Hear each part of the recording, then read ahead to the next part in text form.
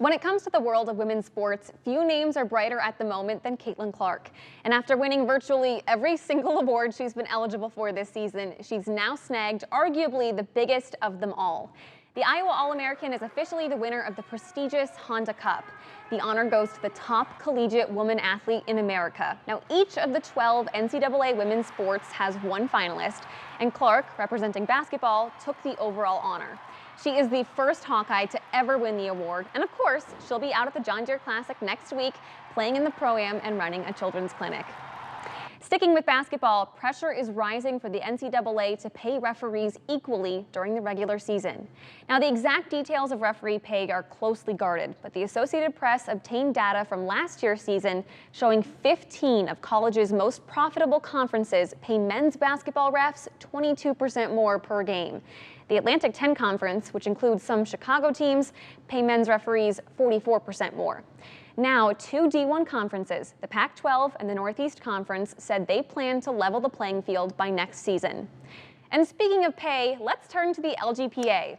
The current season wraps up this weekend with the CME Group Tour Championship winner taking home $2 million. That is the richest prize ever in women's golf.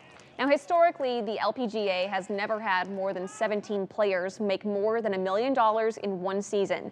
But this year, at least 24 players will make seven figures. And the upcoming season is expected to have more than $100 million in total prize money for the first time ever. So great news there. And closer to home, let's get to a little softball action. It was a battle in Pleasant Valley between two teams very familiar with each other's excellence. The 9-3 Lady Spartans welcomed 11-1 Muscatine to town. Game one, bottom of the second, the home team with runners on the corners, and the Spartans with a rope to left field. But Lily Gray races back and makes the catch. We are scoreless through two. Now bottom of the third, PV finally strikes first. Jesse Clemens takes dead aim right at Matt Randazzo, filming right in center field.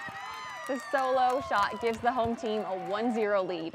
Later in the third, the Spartans add another. Caitlin Merkel goes right back up the middle as Ashley Hansen races around right there and scores, putting the Lady Spartans up 2-0. But Muscatine would limit that damage. Maura Chalupa gets the huge strikeout here. Right there, the senior allowed just those 2 runs, but that's enough for PV in game one, winning it 2-1. Both teams, though, very, very fun to watch on the field.